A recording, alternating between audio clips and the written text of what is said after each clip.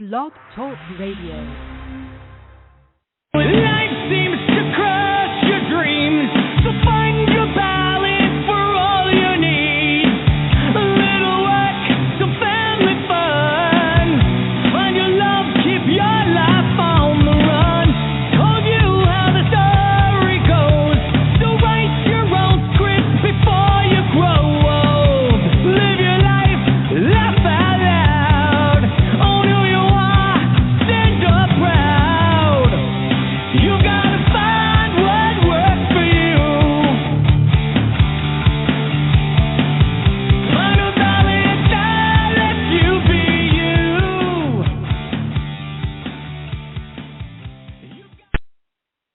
Good evening and welcome to the Star Chamber Show live podcast, episode number 356, and coming to you live out of central Kentucky on a very balmy, warm evening. Actually, it's almost like summer here, believe it or not. I was talking to a good friend of mine in San Diego who was he's around the LA area, sorry, and he was saying like where he is, it's like about in the high 30s or something right now. And I'm like, well, here we're in the 70s. So yes, and joining me tonight is the co-hosting chair, the wonderful, the vivacious, the wonderful Holly Phillippe. Holly, hopefully your mic is on. Hopefully we can hear you. Can't hear you. Oh no. A small glitch to start the evening. So Holly, call back in or watch your mute button on that. Oops, I'm getting feedback on that. It's feeding back. Holly. Okay, I'm going to have to turn you off here for a second. Yeah, folks, it was feeding back a little bit. Hello, Metal Beck in the chat room. We can see you there. And chat room is open. Just be sure to refresh if you're having trouble getting into it. And I'm going to try to put Holly on again. Holly, are you on? Hello? Hello? Okay, I can hear you now. There you are. Oh, I just had to go to speaker. Apparently my earbuds wasn't working.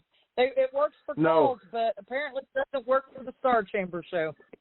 It was doing a loop, and I was totally sounding in echo there. So, well, our poor audience.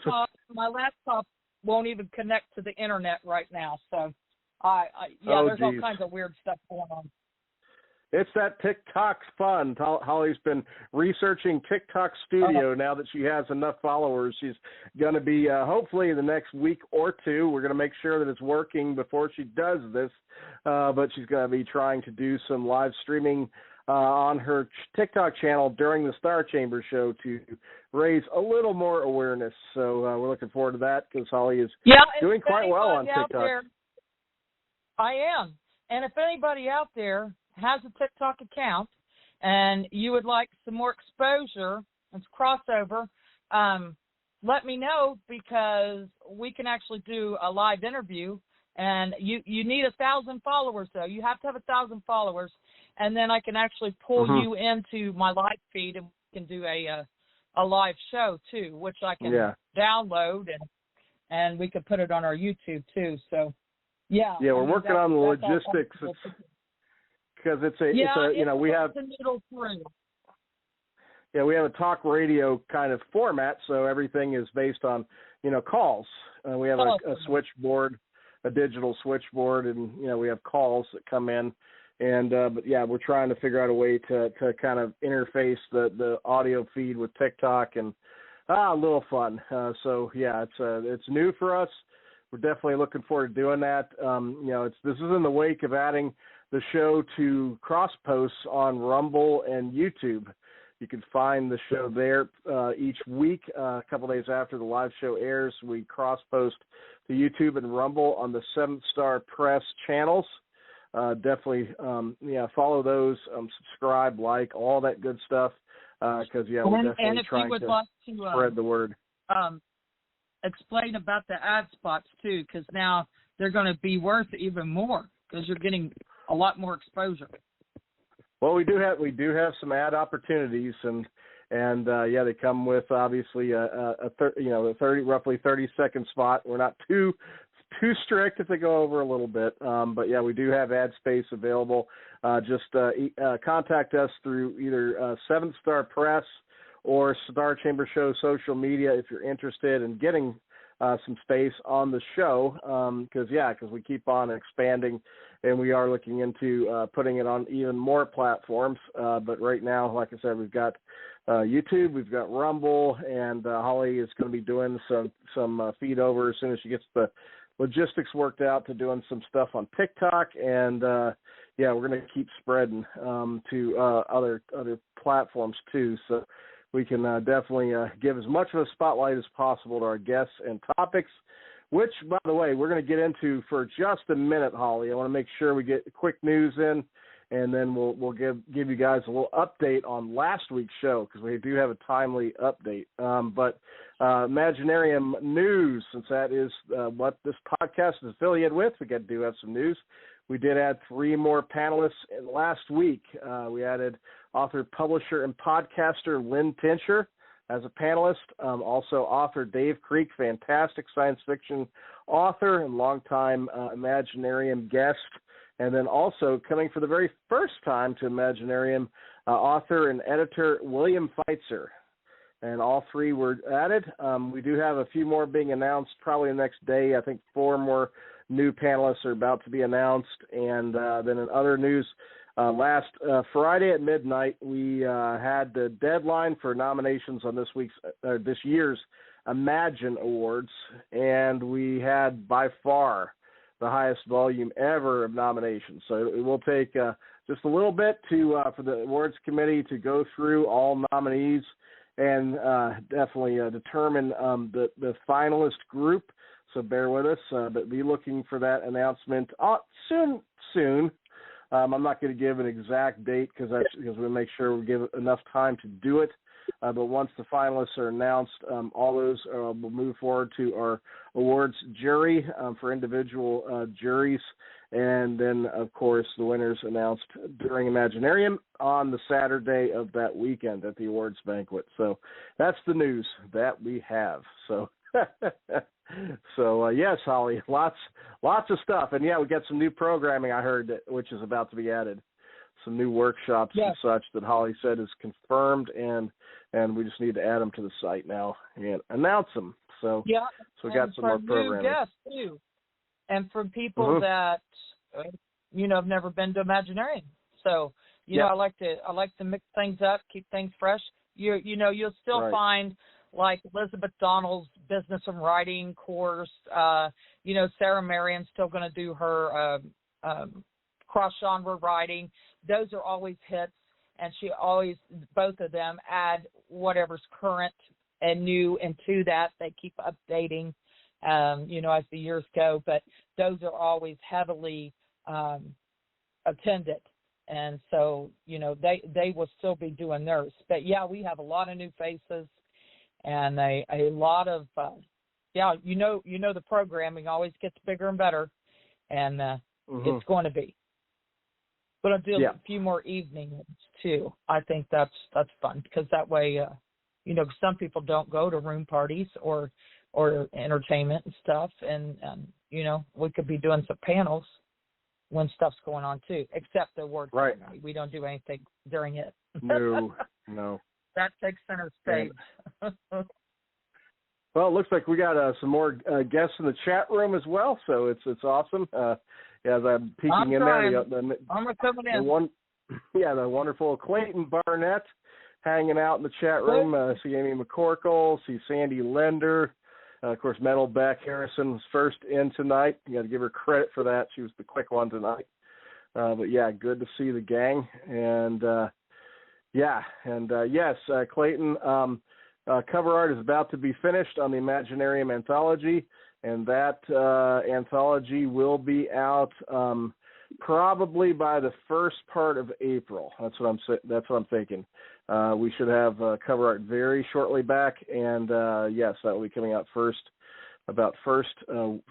part of April. So yes, I can answer that question for you, and yeah, we had a little bit of a hiccup with a couple of weeks getting messed up with Holly's illness, so so it skewed forward a couple of weeks. But, I'm a pain in the ass. But we're on course and we're working hard as always. So yes, I want to add one anecdote before we recognize those that brought you tonight's show.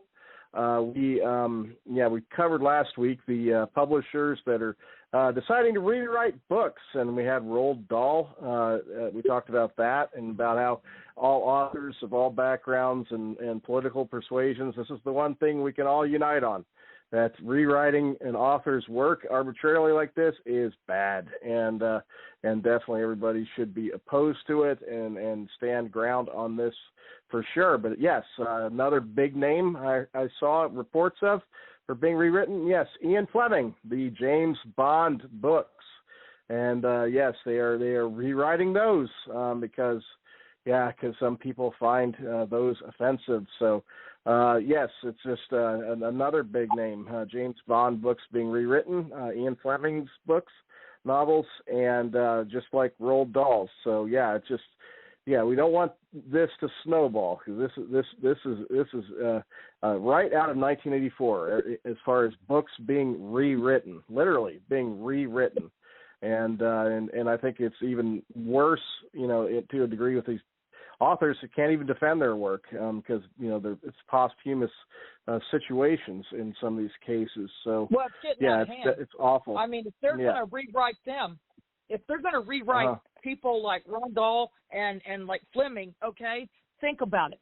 Are they going to go back and rewrite Mary Shelley? Are they going to go back and rewrite Poe because he was too offensive or too much, horror? Or, I mean, it's just got out of hand. Don't think that if they'll do it to them, they're going to do it to you too. So, and then that comes into book bans, and that comes into, you can't say this and this and this.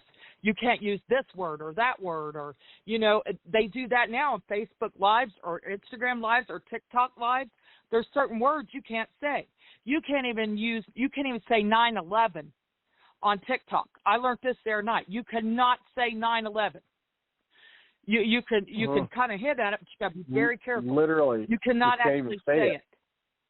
No, you're not allowed to say it. They'll ban you. It's amazing to me, and people got to stand up for their rights, or they're just gonna, run us all over, and then we're all gonna be, have tape over our mouth, muzzled. Well, there's the word. Yeah. Muzzled. Yes, it's definitely bad, and I am gonna ask our guest tonight because I know that he will probably have a few thoughts on this issue, and and I'm with Clayton. Physical copies and fight back. Yeah, this is the one that this should unite us all authors, publishers, editors, readers. Everybody should be united in opposition to this. And physical copies, yes, this shows the great value of physical copies. Absolutely, Clayton. Good point.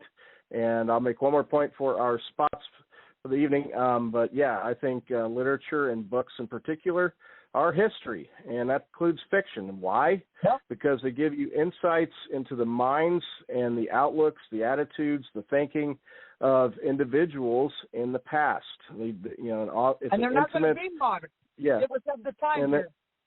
No, that's what I'm saying. It gives you a snapshot into minds of the past. They serve a historical purpose, and so that's yet another reason why they shouldn't be rewritten. And it's just getting ridiculous. But we should all oppose this. But it's bringing you tonight's show. I don't want to keep our guest waiting too long, but tonight's show is brought to you by Sandy Lender, the genre blender. Yes, and also those fine folks at Per Bostet Publications with, of course, T. Lee Harris, Marion Allen, and Sarah Marion. So I'll give you a little peek into Sandy Lender, and then we'll come right up at you with a little bit about Per Bostet. So here we go. Author Sandy Lender invites you to visit her website at authorSandyLender.com to pick out a new favorite story to read this spring. You're sure to find a strong young lady, a clever vampire, a self-assured fairy, or a fabulous dragon to join on a new journey. Start your next adventure at AuthorSandyLender.com and make some new quest friends. Welcome to Sandy's various fantasy worlds, where some days you just want the dragon to win. Some days you definitely do, Sandy, and I've had a few days this week where I've felt like that. Pretty much every day. Oh man. 100%. Yeah, it sounds like Clayton is in dragon mode tonight too. So, of course, when is he not? He's always in dragon mode.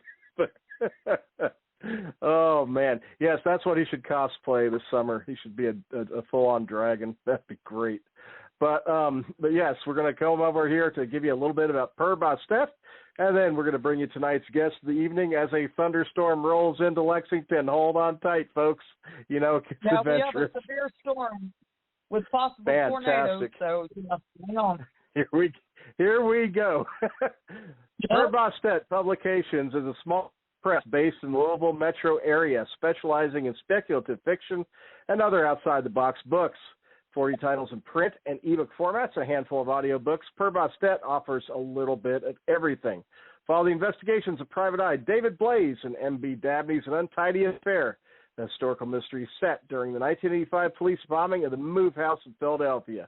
Or join the psychic private investigator Alan Rodriguez in New Mexico and A Handful of Dirt by Janie Franz as he tries to clear an elderly man wrongfully accused of murder. You can find these titles and more at perbastetpublications.com, at Amazon, or you can find the press in person at regional events such as the Imaginarium Convention in July. So Per Bastet Publications, where timeless tales unfold. Highly recommend them, and yes, T. Lee Harris, Sarah Marion, Marion Allen, just the literary triumvirate, a great group. So I'm going to go right into our guest, Holly, because I want to get some of this discussion going. I do want to touch on the topic we just were on tonight, but yes, tonight's guest is the definition of multi-talented and multifaceted. Let me tell you, go back. I've known him for many years, just and truly gifted in many, many areas. And I'm going to have to give you a few, because if we list them all, we'll probably take the hour up. But he is an award-winning author, podcaster, magician, comic creator, cosplayer, actor, and musician. And just absolutely fantastic. Of course, he's got his comic books, The League of Impossibilists Comics, and Tales of the Decoverse books. And now you know who it is. It's the one, the only, John B. Pyka. And John, welcome onto the show. Hopefully your mic is on. It should be. Hey there, friends and foes. Good evening, Multiverse. How is everybody? Well, I'll tell you what, you're bringing the thunder literally, because right before you called in, we got our first peal of thunder. So outside. Oh, no. Yeah, it's raining here in fabulous Nash Vegas, Tennessee. So I think the storm is heading down this way too. But you're getting sun. But tomorrow into Friday, keep your eyes to the skies, because you guys are in a pretty good Torcon rating. Y'all are in the red, 3 out of 5 Torcon rating. So be careful, because y'all getting some severe weather. It's very well clip up, but y'all getting it. We live in Tornado Alley. Mm-hmm. Yes, we know how that is. You do. Looks like Clayton's got him up in Ohio too. So this thing is extending a pretty good distance. It's a good line. Clayton's up there in Ohio. Big line front. Yeah.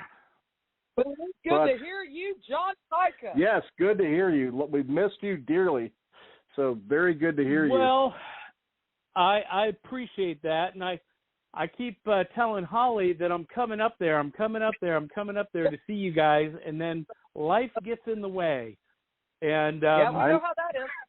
We know how that is. Believe me, the start to our year has been exciting, to say the least. Yeah. We'll get it one way or the other. Like I said, we'll Zoom call, and then whenever you get up here, we can hang out too. So.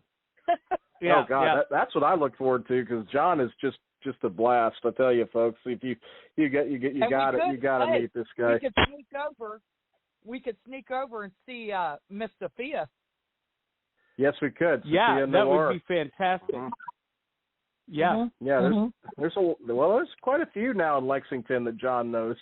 Yeah, there's a lot of writers and creatives around here that John knows now. So yeah. Well, I went to school at Eastern Kentucky University, and my family is from Richmond and Lexington. So, you know, I've spent a lot of time up there. I was just up there with my wife.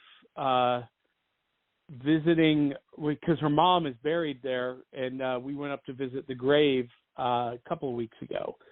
But I wasn't able to make it. You know, we were preoccupied on that trip. But yeah, so yeah, old stomping grounds for Johnny. Yeah, absolutely. That was my trip to the hospital week. Oh yeah, you got family here, but you've got another B&B here. So Holly and Stephen B&B is always open to you. But that's good to hear. But I do want to segue a little bit, because it's something that I've been on my soapbox for like a week on. We did an entire episode on it last week. But it got worse, because right after we did that episode, I learned about Ian Fleming and the James Bond books. But this whole thing about rewriting books, I mean, I'm like, publishers rewriting books, not editing, rewriting, having little committees that go through and rewriting. Yeah. I kid you not, John. It's expanding. No, I know all about it. I read the article about the changes that they made to the Roald Dahl series of books, and the outrage that, long time, and thankfully the publisher is kind of caving on this. They are going to re-release the classic versions, but the edited versions are still going to be available as well for more sensitive readers. Right. Yeah. And I saw the e-books are the changed versions. I did see where the e-books already have been changed. So that's bothersome, and that reinforces what Clayton was saying about the importance of physical books. But this is the one topic that I think should actually unite everybody. This should not be a polarizing issue. This one should be an easy one. The one thing was the boy. What was his name? Augustus or Gus? I can't remember. It's been years since I read it. Augustus Phillippe. Augustus Phillippe. He was the heavy fat boy. He was the fat kid, right? Well, you know what? Us fat people know we're fat. We're aware of that. And it wasn't fat shaming. He was a fat kid. He was a glutton. He overate like crazy candy. It wasn't that he had a illness or a thyroid problem or, something like that, and they were fat shaming. That wasn't the case. This kid was gobbling up chocolate like it was, going extinct, okay? And he got stuck in a tube. There was that completely edited that out because they said that was fat shaming. That is baloney. That is totally baloney because that was hilarious in the book. Well, I mean, one excerpt I read, they changed his physical description from enormously fat to just enormous. I mean, come on. Yeah, there was another one that I thought was actually funny, John. It was a change of the female character, and they called her ugly and beastly, and they decided that was too much. They just dropped it to beastly. Like that really changed the whole meaning of this. You know what I mean? Oh, that's funny. They thought ugly was too much, but they left beastly in there. So, I mean, it's almost comical. I mean, even some of the changes. But beastly can be beastly can be justified as behavior, but ugly is a physical trait that can't be changed. And beauty is in the eye of the beholder, after all. So That's what's true. ugly to That's you true. is beautiful to me. Right on. Yeah. There's And somebody certainly for everybody. That's so true. historically, I mean, there's been changes. I mean, you could look at classical art and see that standards of beauty Yep. have shifted through various times. Yep. But I mean, I mean, I just looked at some of the list of these word changes, and it floored me. I mean, and just speaking as they had little committees of readers that were going through and tagging, and they were adding in like sentences, not just like making a word change, but they're adding in entire phrases and things like that. And I was like, oh man, this is like next level from what they've been doing to franchises and TV and film. I mean, with what I call hijacking IPs, where the showrunners are just telling whatever they want to and just under the cloak of some kind of IP, and this takes it next level. So I've been, oh man, it's like right out of 1984, literally out of 1984. Yes, that's what I said earlier. Get your old copies of those books, 1984. Yeah, all the books have been rewritten. Physical copies. Yes, get your physical copies of your old books. I have all the Poe. I have my Poe collection. It's going to stay as is. That's what I say. Get your own collection of physical books that you want before they're rewritten. Because digital, like Clay said, it can all be rewritten. Well, and you know what? I was sounding the alarm about this like 10 years ago. That, when newspapers were dying off and going digital, and, when Comixology came around and you could read comics digitally instead of buying the physical copies, I understood that there was a place for ebooks and for digital media and digital music, in some cases. But I said when the physical media is gone, who controls the digital files? Right. And because digital files can be altered, they can be, and if there's no historical physical copy, then whoever owns that digital file controls the narrative, they control the flow of information, and it's a dangerous thing in my opinion. Oh yeah, without question. But I mean, we're all gonna have to keep an eye on this because it's a little disturbing. And these are situations where the authors can't fight back because it's posthumous situations. Where but I'm sure there was prohibition. There could be prohibition of books. We have to. They try to ban books. They try to burn books for many years. It never works, does it? They always come back. Tom Sawyer always comes back. And they're forever trying to get rid of that.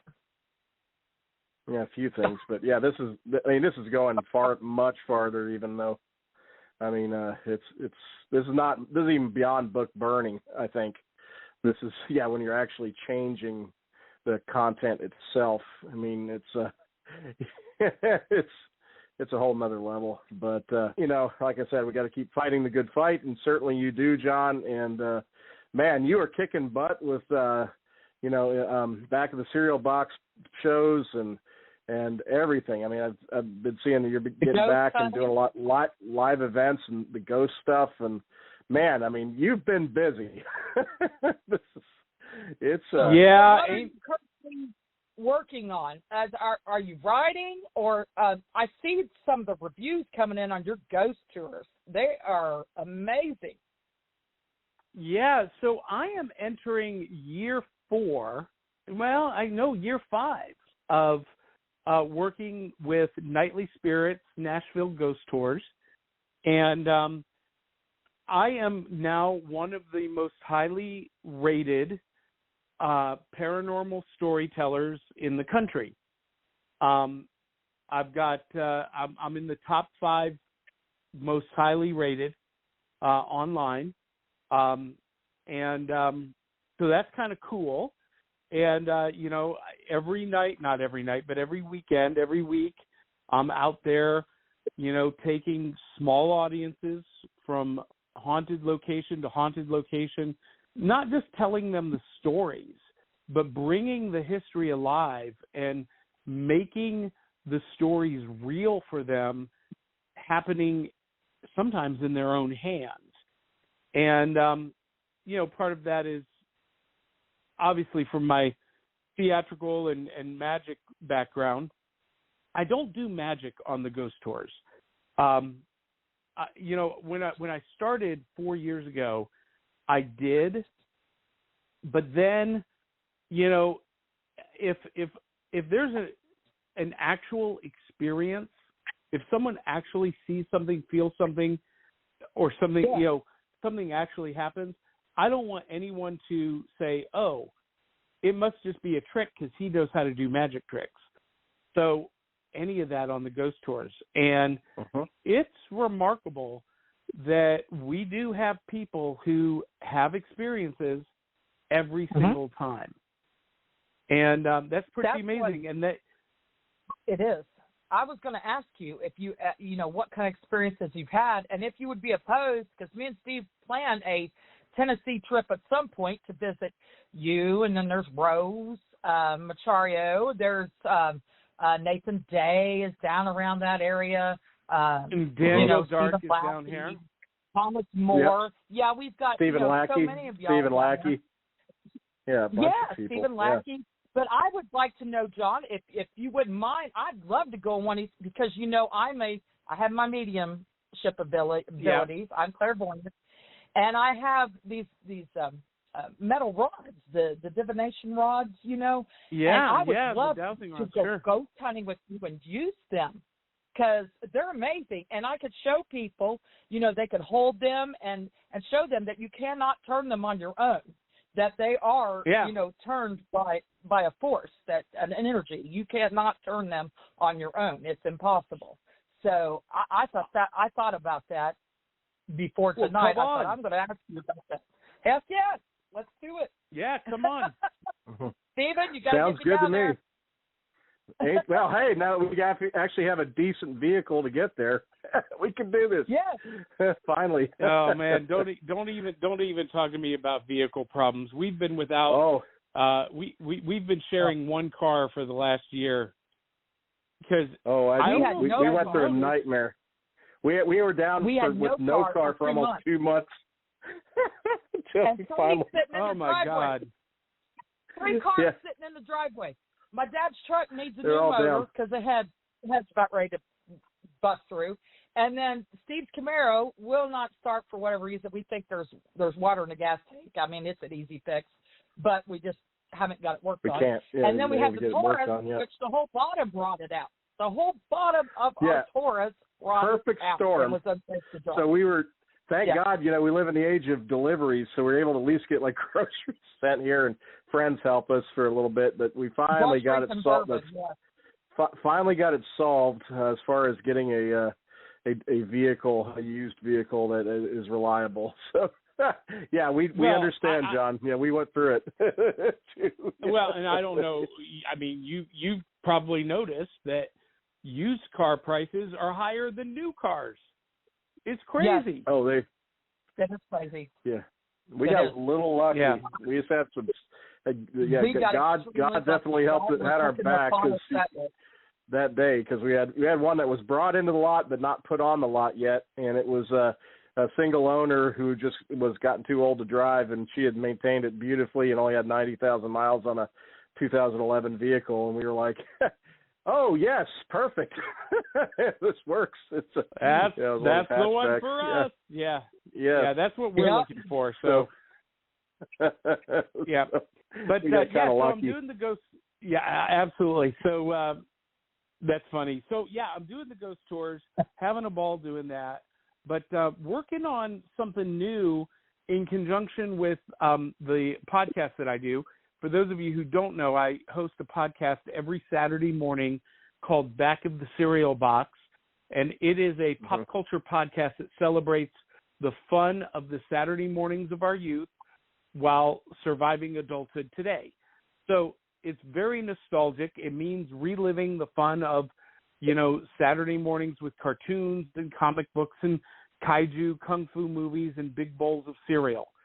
And we've been experimenting for the last year on doing a live stage production version of the show.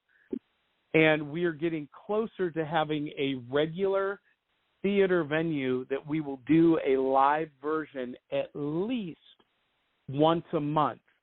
Maybe awesome. Maybe moving to every Saturday. It just depends. And so it'll be kind of like, it'll be the same format that we're doing, but in front of a live in-person audience and with more interactive type performance pieces. And I describe it a lot as, my vision is, Jimmy Fallon meets Prairie Home Companion meets Pee-wee's Playhouse. Mm-hmm. And I that's love Pee-wee's Playhouse. Yeah, me too. So that's the vibe we're going for. The kids would watch it, cracked up. Oh yeah, that is cool. Yeah, so yeah. So we're working on that, and I'm back doing magic stuff. Actually, yes. Last Imaginarium was the first time on stage since 2020. So right. Yeah, and I did my haunted theater show at Imaginarium, which I hear was a big hit, and I'm sure yes, people would love to have that back. Hint, hint, wink, wink, yes. wink, Yes. wink. Yes, It yes. was. Also, yeah. Wait. So, so also with that and getting back to being on stage with back at the cereal box, I'm doing a lot more themed magic, Saturday matinee style magic with board games and Rubik's cubes and breakfast cereal and all of that fun stuff. So that actually, I did my first test performance of that material at Imaginarium last year. You guys were the first people to see the card and cereal box and the Fruit Loops trick. So, yeah. And it's just growing every day. People love people. Yeah, I remember that you tested some stuff out last year, and I also remember that was one of the first shows that you'd done in a while with, of course, all the lovely lockdown period prior. And, that was a lot of fun. And yeah, of course, that anything you want to do at Imaginarium, we'll go to great lengths to make it happen. So yes. Here, John. That's why I got to talk to John very soon. Yeah, the only thing we don't have is an auditorium as big as like the one at the Luxor that Chris Angel uses. So we can't have you like go zip lining across an arena yet. But maybe that'll happen one day. Well, I don't know. I did not realize. I was told by some roommates of the situation last year, John, and I'm not going to out it, but I was told the situation. I was like horrified. I haven't told Steve, and I'm like, oh my God, this has to be remedied. But I was told that you literally had more outfits than they did. And I was like, yeah, I can believe that. Yes. Yeah. Yes. Yeah. Listen. You have your Harlequin. You have. It is almost criminal. I have a problem when I travel to cons. My costumes, my wardrobe takes up more room than my props, than my booth merchandise, than anything else. That's awesome. True. They loved it. They loved it. Oh yeah. The roommates loved it. Yeah, my roommates. Okay, yeah. Yeah, John always has. It's not very comfortable, so we got to make sure you are more comfortable this year. We will, but he's got. I tell you always have the most pizzazz in terms of clothing and I mean you are sharp dressed man. Yeah, at conventions for sure. Yeah, it's definitely something to see. Yes. Big Daddy was always a great dress. So we're not doing Big Daddy no more, correct? Big Daddy retired. Yeah. So it's I'm just John, but that character was created from me, so there was a lot of me in that character already, like my love for 1940s culture and retro style. Right. But, I did that character for 20 years and had a lot of success with it. But I just felt like it was time to tweak things and go a little bit different direction. And, so that's what I'm doing. And it's kind of given me some freedom to experiment with different styles and create different material that I wouldn't have done before.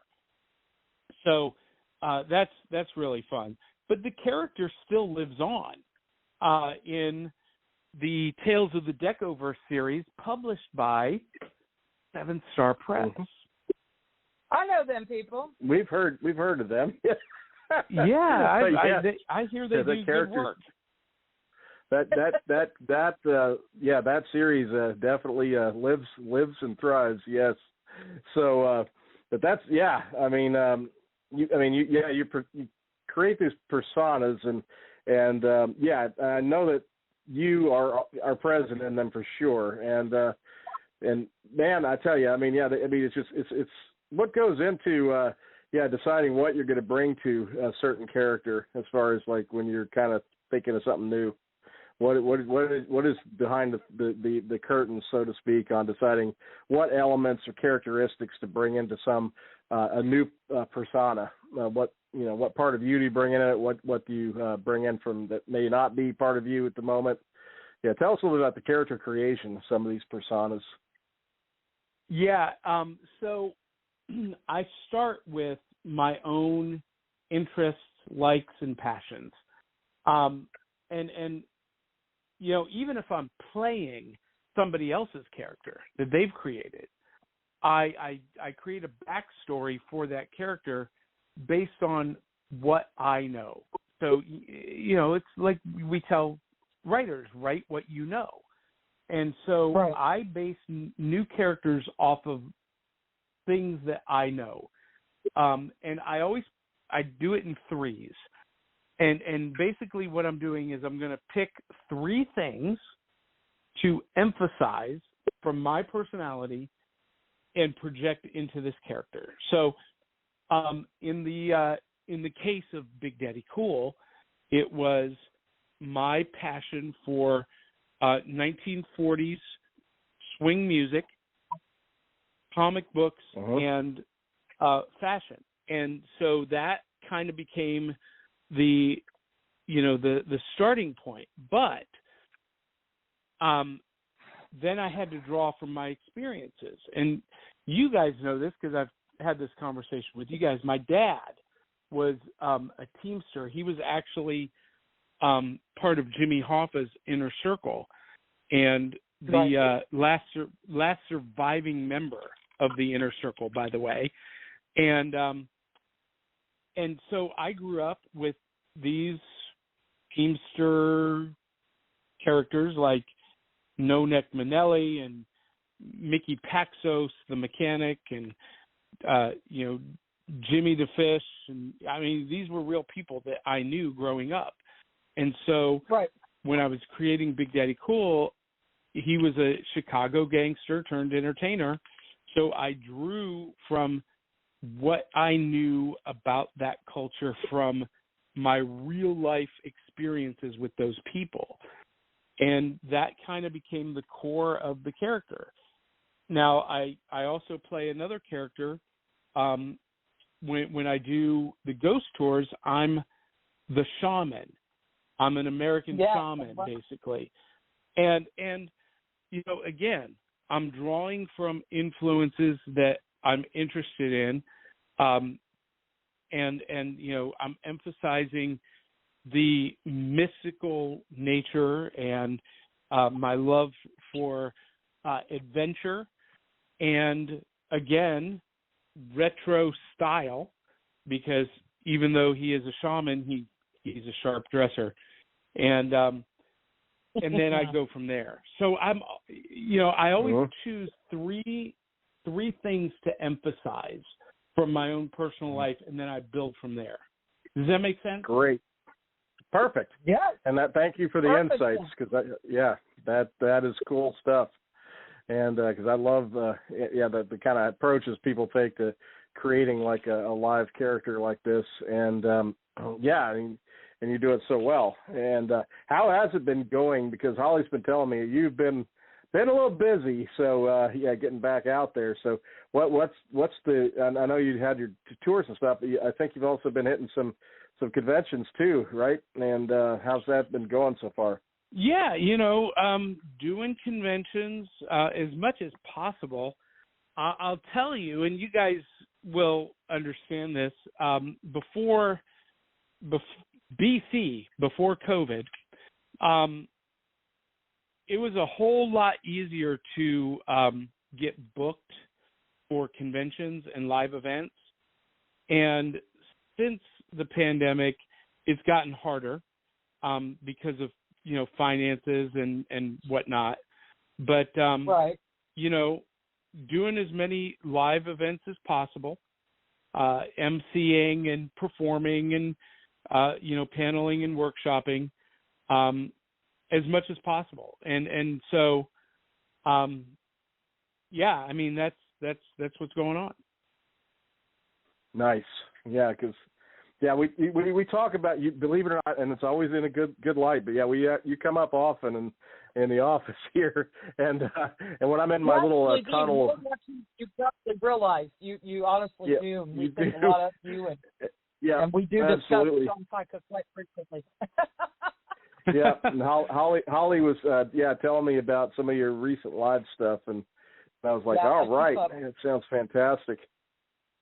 Yeah, because I know that's a lot of fun for you to get out. Because we're all so busy with being pulled 6 different directions that you don't always hear from people every day. Yeah, I see all, I hear all. Yeah, well, that's a little bit creepy, Holly. We've had a few life happens adventures, with Holly's health and some things like that. So so like I said, sometimes we lose touch with folks a little bit, but you definitely we've definitely seen that you've been doing some good stuff out there and staying active, which is important. And I'm sure that as the what they call convention season rolls around, you've probably got a pretty good itinerary coming up this year. You got some highlights. Yeah, we've mentioned Imaginarium, but aside from Imaginarium, you got some other highlights coming up this summer? Yes, I do. So in just 2 weeks, I guess 1 week now, the 10th through the 12th is a brand new convention in Atlanta, Georgia, called Nerdy Gras. Oh.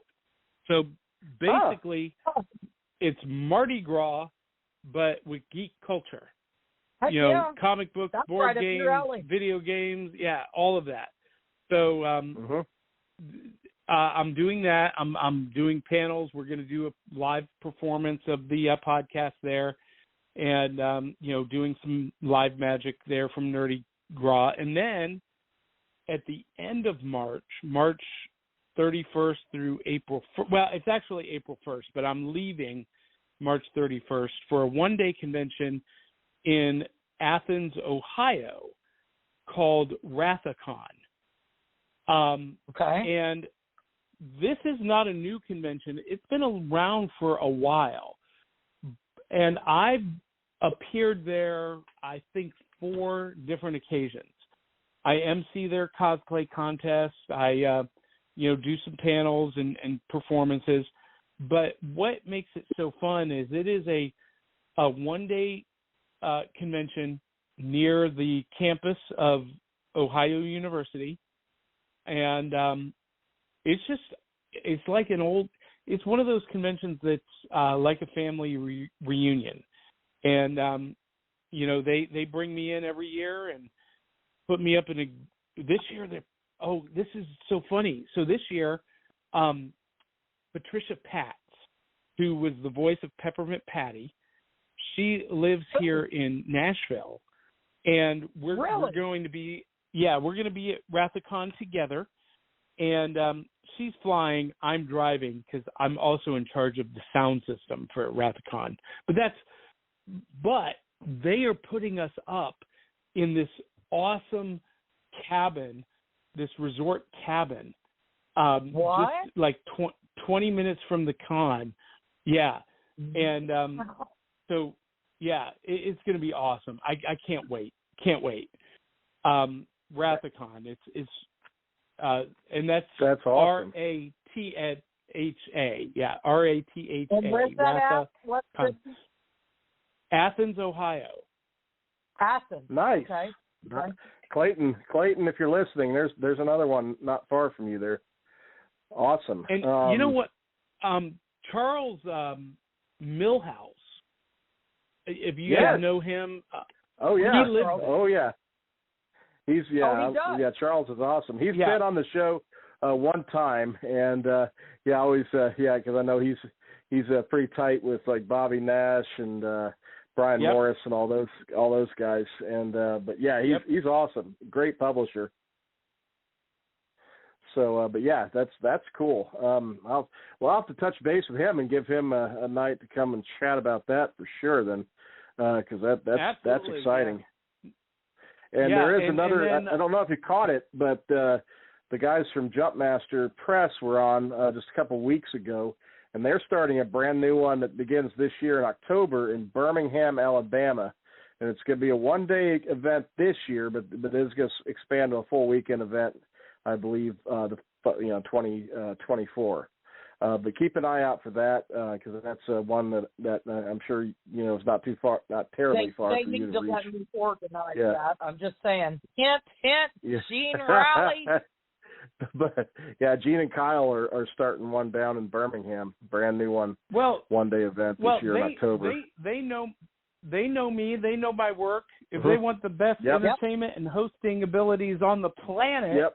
I'm only 5 hours away from there, guys. Yep. Yeah, I know you're within range. We can put a word in for you. We sure can. That's our buddies. Oh yeah, we talk to them often. That's our good buddy. But yeah, I didn't know if you heard about that, John. But yeah, that's a new one. That's another new one. People don't realize that in the publishing world and in the creative world altogether, we find our tribe and we try to lift each other up. You know who's a scammer. You know who's got your back, and you learn this over the years, and we actually help each other. It's a good grift, as Stephen would say. Yeah, I love it. The win-win. Yeah, like I said, it's like in Hotep Nation they talk about there's the bad grifts and the good grifts, but the good grift is always a win-win. Good grift. It's always a win-win scenario. It's never each other. That's the whole idea. Bad grifts are the type of are predatory in nature. Good grifts are win-wins. But I digress there. I love it. It's those guys are fun. But it's there's some I know and that I've mentioned that because I've noticed that it seems like we had a lot of cons that kind of went under, unfortunately, because of the COVID period where they had contracts locked in and they couldn't deal with that and they had to go under. But it looks like there's new events from what you're saying and what I just mentioned. It looks like there's suddenly a percolation of some new ones, new conventions. Yeah, coming up. There are, and I know that a lot of people are blaming COVID for a lot of cons going under, but really more than anything, COVID was an escape hatch for a bunch of them. Because, there were a lot of conventions that were hemorrhaging for years, and the organizers kept doing them out of a sense of obligation. Obligation to the fans, obligation to the volunteers, but they really were well past being, sustainable. So I think that's what we saw was a correction, and now, there are new people stepping up to try something new and different, and I think that's exciting as well. Yeah, I think it's great. Yeah, I'm excited. 100%. I need to look into a couple of these myself because, Holly and I were talking about how we want to get out there a little bit more and not be so reclusive. Well, so yeah, get out there and do a few more I things. will put this bug in John's ear. We will be at Penguin Con, which is in Penguin Con. Southfield, Michigan. We'll be there with Cassandra Morgan, which a lot of you know well, and Wayne Pedersen, who's my right hand at Imaginarium, the little guy that follows me around with a clipboard. That's my tech guy. That's my right hand. IT wizard. That's Mr. Yeah, the wizard. Yes, Genius. IT wizard. Yes. But it is April 21st to 23rd. Now, I'm not doing anything with the organizing. I don't have nothing to do with any of that. Nope, I'm actually going to be God. able to go and attend panels, oh my God, and actually be able to enjoy and just, imagine I'm that. going to observe and get some ideas and be able to attend because, honestly, I do the programming for Imaginarium, and I would like to attend every single panel workshop we got because it's stellar. I vet them very carefully. You know, I discuss it with Stephen. I mean, we have a tight program, so it's hard because I cannot make it to everything. But we can't enjoy it. It's terrible. You create this thing that you can't even enjoy. You know, it is great. It's great seeing everybody. I will say, the only panel I have ever attended, a full panel, was years ago.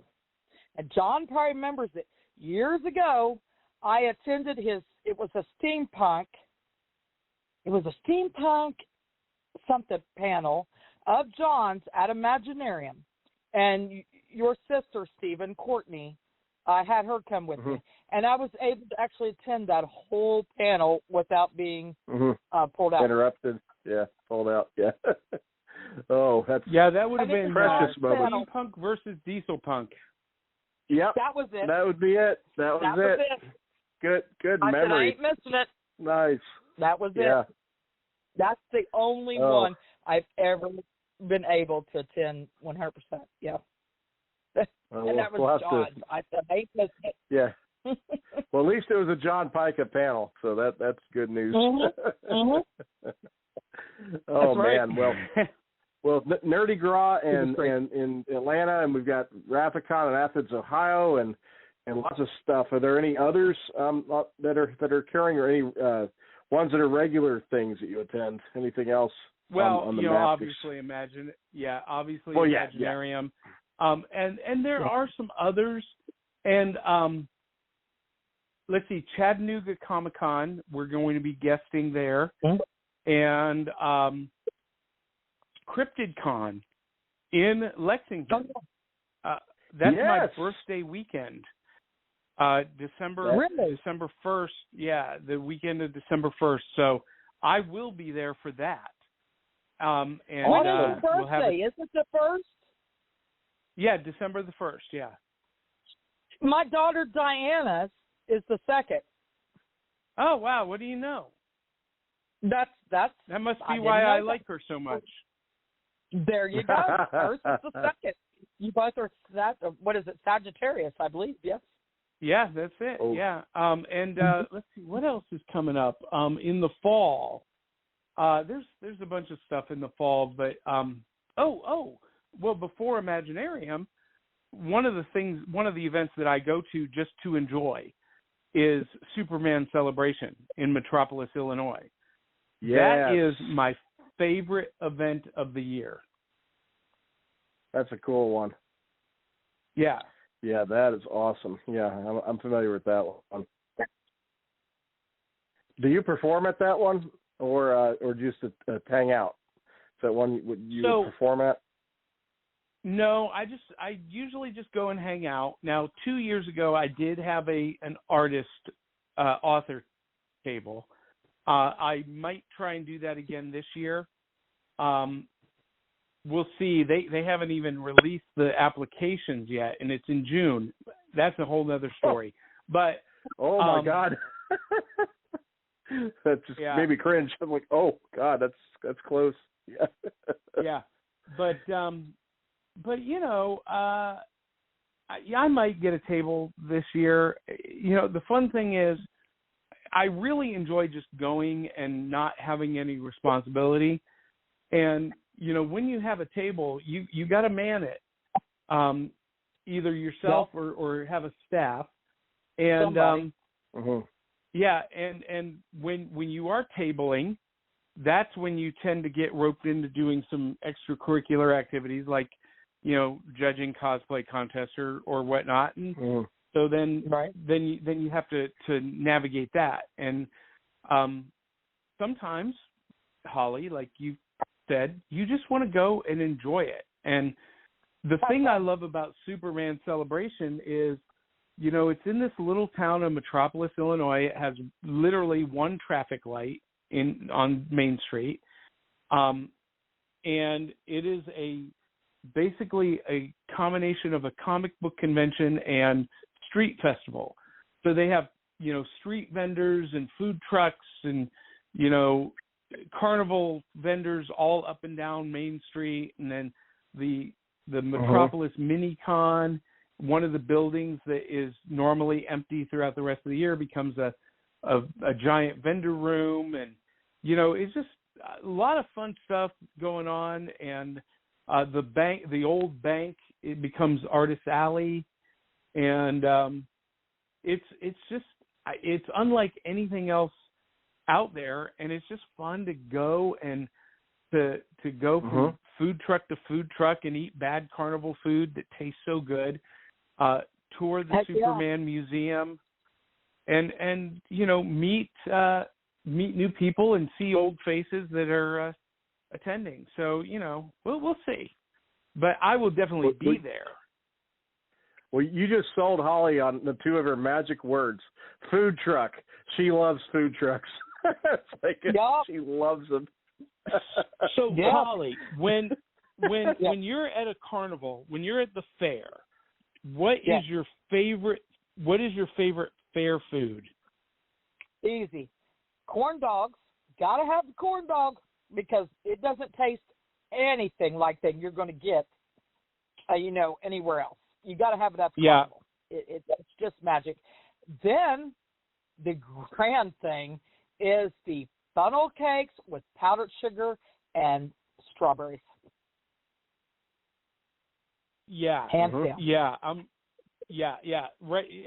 And not the red velvet funnel cakes, the traditional funnel cakes. The normal funnel cakes. Yeah, with the waffle, strawberries the waffle and a batter, little bit of the powdered sugar. You know what? So I'm obsessed with the Italian sausage sandwiches that you can get at carnivals and fairs. That's what I want. I've never You've had never one. had one? Oh, come on. Holly. No.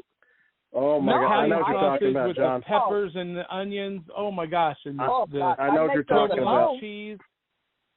Yep. Stephen, here's what I want to do. I want to try this. Instead of getting the sausage and peppers on a bun on a hoagie roll, I want to have them put it on top of a funnel cake. That's what I want to try. Ooh. Oh my God! That's interesting. Holly, can you make that happen? Well, now I'm going to be trying that. I'm going to have to make that and have to try that now. Yeah. No. Well, there's something magical about the way they make it at the fair that I can't duplicate at home. I don't know quite what it is, but cheesesteaks and Italian sausage. They do it better at the fair than just about anywhere else. Yep. The griddle. I'm glad you mentioned that. Yeah. It's the I was going to mention Philly cheesesteaks. You have a Blackstone. Well, Philly cheesesteaks, you need a Blackstone griddle. They're not cheap. I'd love to have one. Jeez, oh Pete. But they're like a dive bar griddle. Like if you just want an old good greasy slider hamburger or fair, they use them to make like your peppers and onions and everything that go on the good old what do you call that? The rotisserie sausages. They put them in the rotisserie thing.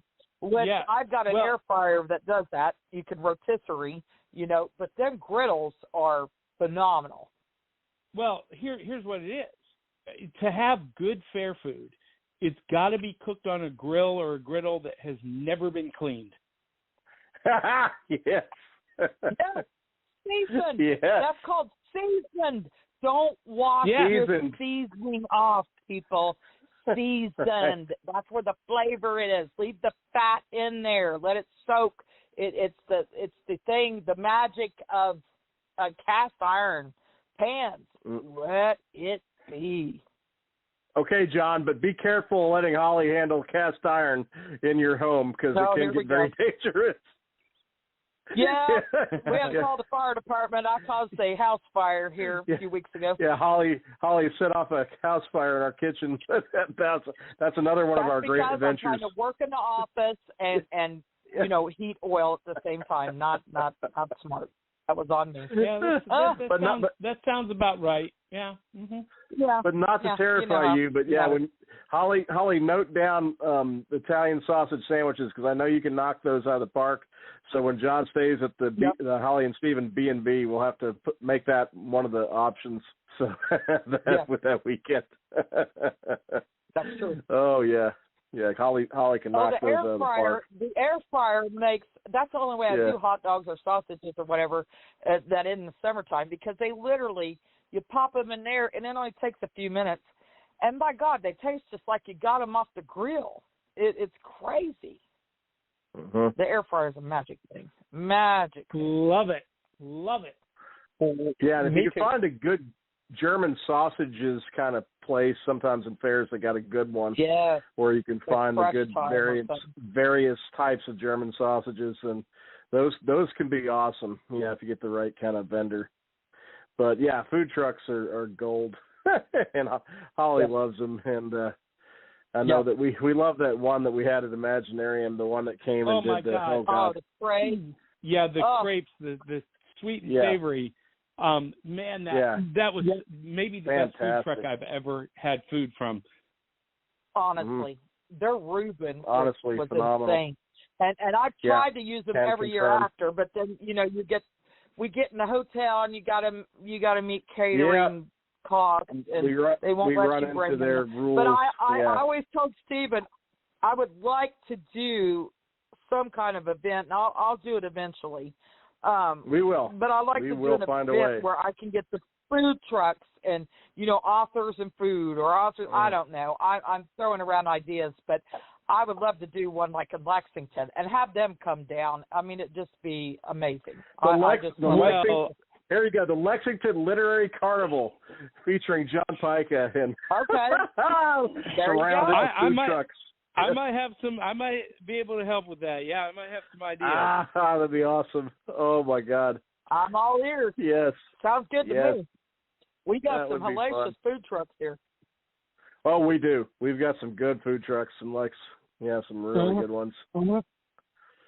But I'm now you got me hungry. Now you guys got me hungry. God. I know Kenzie Michaels. Kenzie is in the chat room, and she says those crepes were awesome in caps. Yeah, we got to get them to an event at something where we have the rights to do that. Yeah, unfortunately we don't at the current venue. Yeah, we can't bring in something like that. But believe me, we didn't forget about them.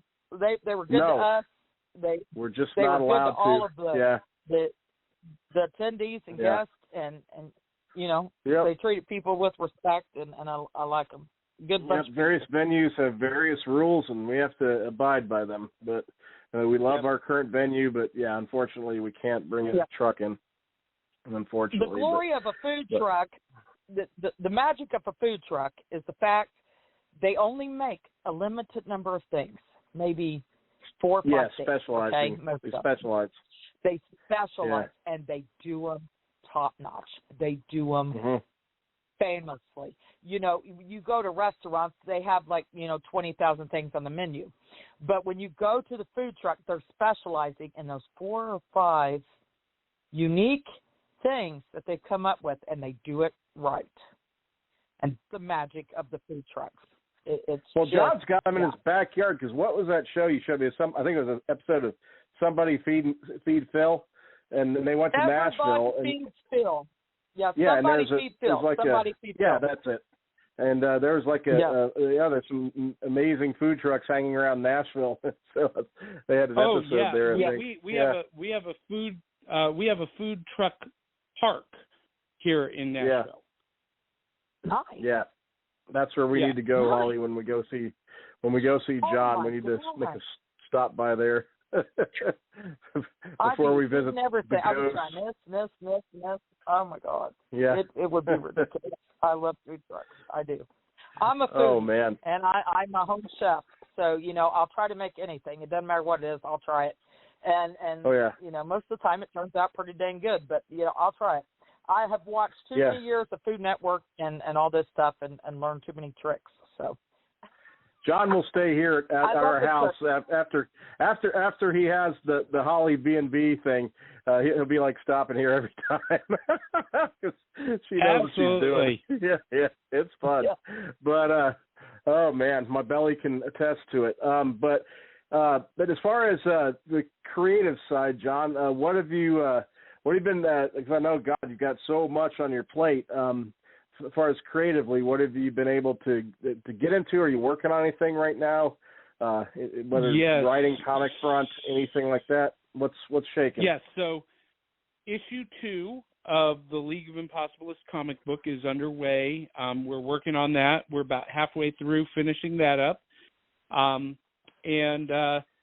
we're working on finishing up volume 4 of the Tales of the Decoverse series. Of course, You guys have volume 3 in hand.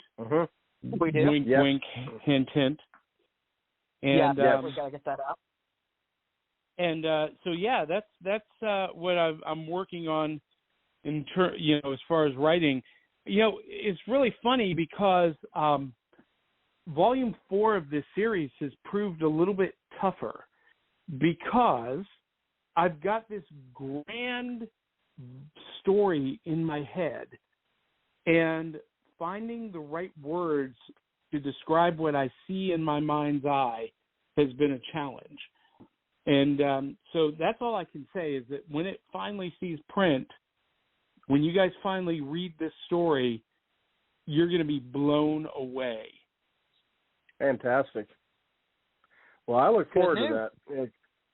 Because I've had the pleasure of being your editor on a couple now, and that's I really enjoy your writing immensely, and you're a really talented writer. So that's good news. I look forward to that. That's cool. But that's awesome. And so the comic book, I was. Are you? Obviously you've probably got the writing done. Is it being inked right now, or colored, or what stage is that? Because I'm not an expert in the whole process, but I kind of basically understand it. But so here's how this came about, and people listening will kind of scratch their heads and like, you're crazy, John. But so we started doing the League of Impossibilists as a cosplay group and going to events and whatnot, and then COVID shut that all down, but in that time frame, one of our members, Doug Aller, who created all of the villains, he does masks and prosthetics and whatnot, and he created all of the villains for the cosplay group. He said, we need to have a comic book. And I said, okay. And about 2 months later, I get an envelope full of penciled pages. And Doug says, just put them in what order you need to put them in. And he sent them to me to ink. And so literally, I have these pages with no dialogue that I took, and I created a story out of what he drew. And I wrote the story. So he had a general idea of what the characters would end up doing because he's read the books. And so he started drawing, and then I started inking and writing the script, and had a Marvel colorist do the coloring, and a friend of mine who has his own comic series did the lettering, and that first issue got put out. Oh gosh, it's been 2021 now. I can't believe how time flies. But and now I'm doing the same process with issue 2, because I took 22 pages out of that initial bundle of pages and created the first issue.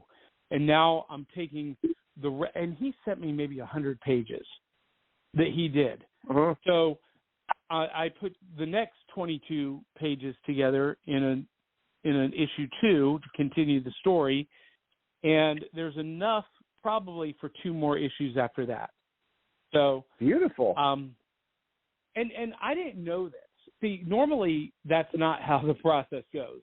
Normally you sit down, you write the script, you give the script to the artist, he draws it, and they do the art, and yada, yada, yada. What I learned in this process was this was the same process that Jack Kirby and Stan Lee had.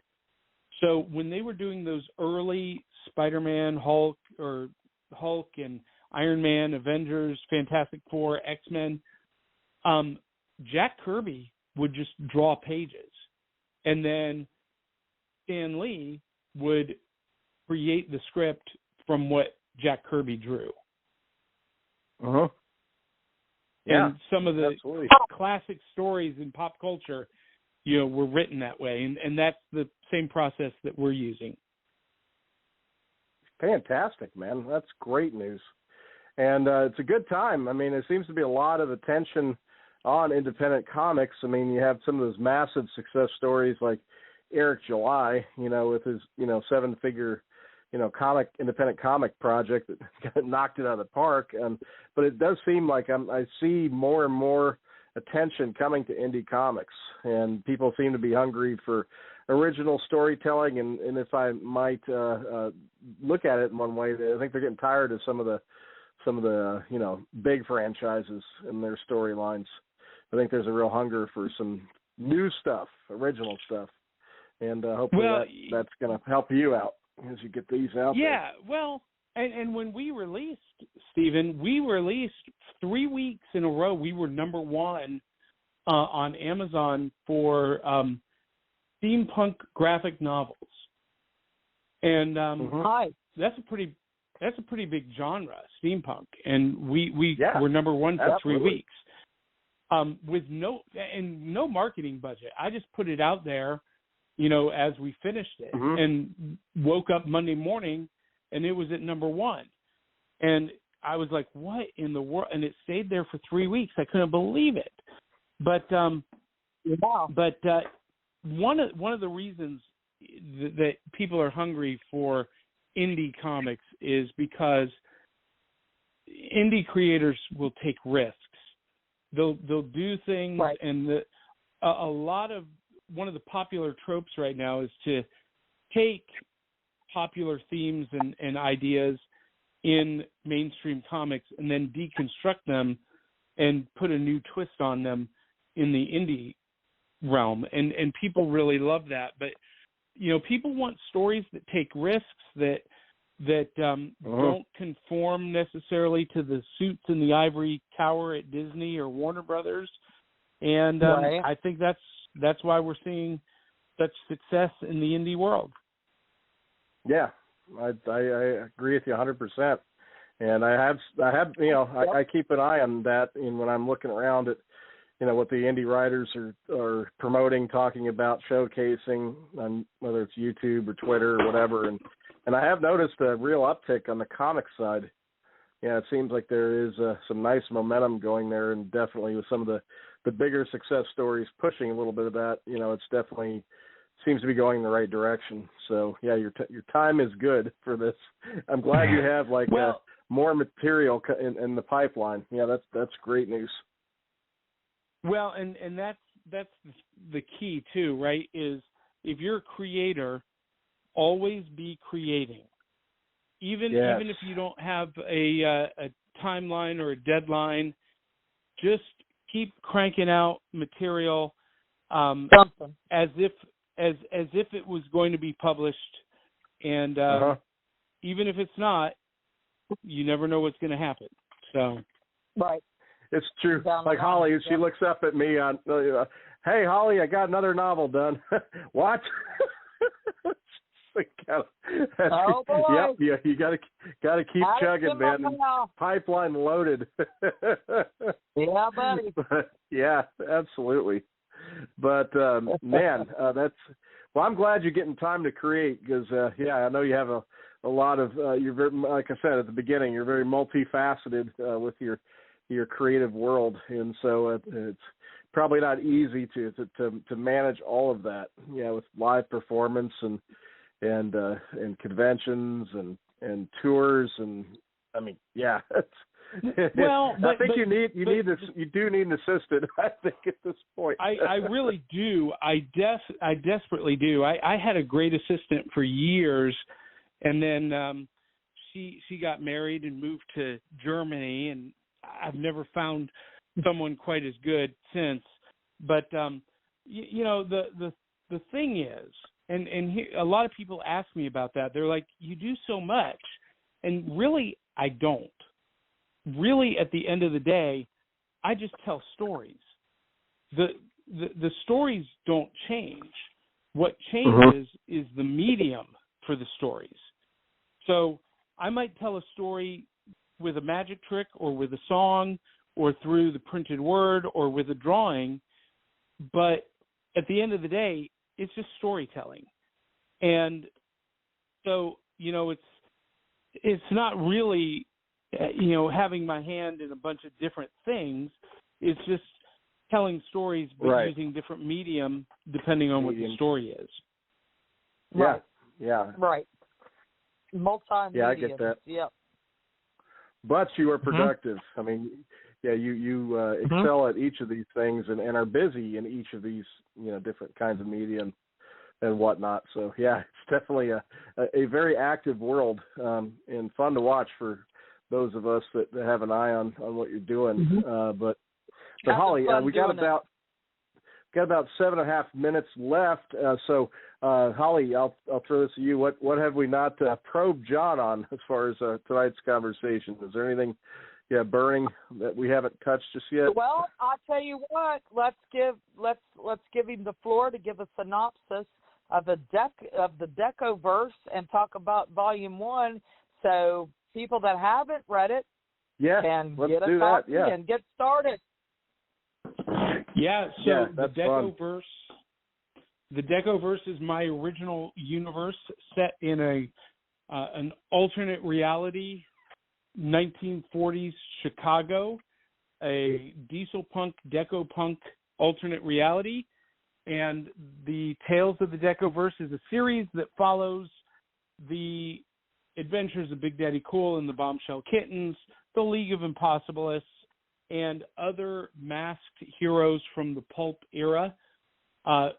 Volume 1 is called Night Reich, and in the last days of World War II, Adolf Hitler, desperate to win the war, makes an alliance with the most ancient evil the world has ever known, Count Dracula, to create an army of vampire Nazis, and only the combined forces of the pulp heroes of the age can defeat him and prevent an apocalyptic vampire future.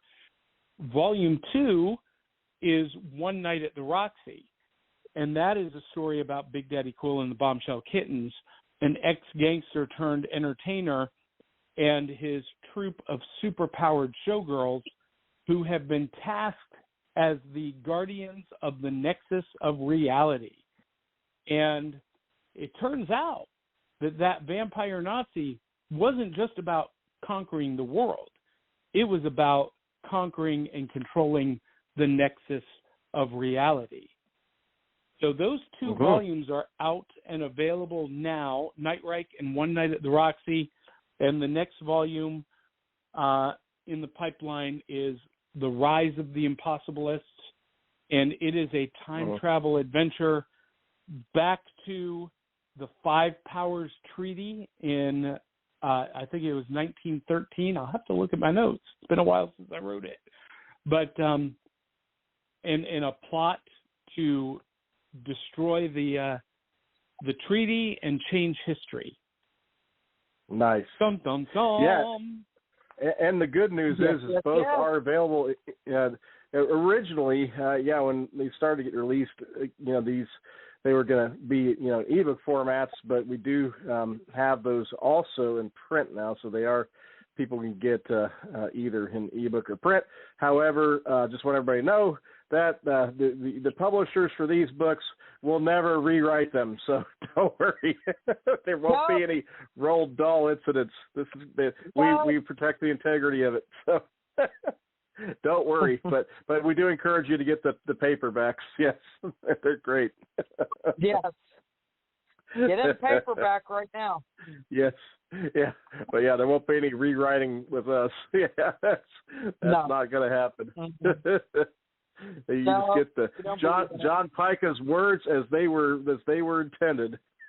Meant to be read. Yes. Yes. That's right.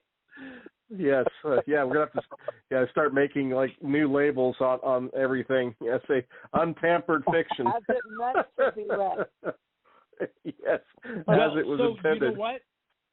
That is actually something that has been proposed, Stephen. That publishers put a green sticker indicating that it is the organic original work. Nice. Wow. Okay. Really? Well, good. I'm already in sync with that then. All right. We'll have to do this. I'm in total agreement there. Sounds good to me. Fantastic, man. Oh, well, John, is there anything that you'd like to cover? And also, be sure to give, contacts, websites, platforms, anything you want to for folks as well. But anything else that you wanted to mention? Well, the best thing to do is if you want to follow, find, and support me, johnpyka.com, JOHNPYKA.com. But I want to encourage everyone also to check out the Back of the Cereal Box podcast because it's just a lot of fun. It's a pop culture podcast that celebrates the fun of the Saturdays of our youth while surviving adulthood today. And it is a live interaction show every Saturday morning, so you get to be a part of the cast, not just in the audience. You get to interact with everybody. We cover the fun of our youth, cartoons, comic books, kaiju, kung fu movies, and big bowls of cereal. And it's a super, super fun show. And we just, this afternoon, Stephen, hit 270,000 downloads on the podcast player. So that's going really well. And we would love your support if you're listening. And if you're into classic, nostalgia and just fun of our youth. It is a blast. I can confirm. Yes, Stephen's been on it. Mm-hmm. And Holly loves it as well. We've watched shows that we're not guests on and watched many of those. And absolutely a blast. And does, as you say, brings back the good vibes. I'll say Kinsey in the chat room says that she will see you Saturday morning, John. Well, awesome. Mm-hmm. That's awesome. That's awesome. She loves your show. This Saturday, we started a new series called Saturday Morning 101 because one of our co-hosts she's not familiar with most of the Saturday morning cartoons of my youth. And so I was like, okay, I got to figure out a way to introduce these to her and by extension, the audience. So we started Saturday Morning 101, and every week we're going through the essentials of Saturday mornings. And this week we are talking about the Sid and Marty Krofft live action cartoon, Lidsville, that starred Charles Nelson Riley, Billy Hayes, and Butch Patrick. So I don't remember that one. Kenzie said that's the one you were doing, and I don't remember that. But she said I could find it on YouTube, so I'm going to have to go check it out. Absolutely. Check out Lidsville. It is a psychedelic trip and a half. You'll either love it or hate it. Yeah, we'll check that out for sure. And so, folks, on that note, you've got something to look forward to. this Saturday back in the Cereal Box podcast.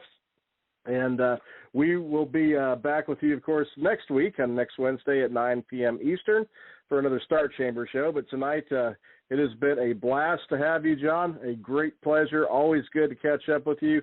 Can't wait till the planets align and you actually can come visit in person. But thank you for joining us tonight, John. Really appreciate it. My pleasure, and thank you guys for having me. You got it, man. And Holly, do you want to do the honors? Yes, John, please tell everybody where they can find you before we sign out of here. Kind of did, but yeah. John Pyka, johnpyka.com. JOHNPYKA.com. Yes. There you go. Easy peasy. So, thank you for joining us tonight, John. And everyone out there, check out the Saturday morning podcast, Back to the Cereal Box. John Pyka will be there and be awaiting your questions and comments. And check us out next Wednesday evening, 9 p.m. Eastern Standard Time, for another great show, another great guest. Learn some things, be entertained, and be creative for the rest of the week and, well, for the rest of your life. Stay creative. All right. Talk to you soon. Goodbye.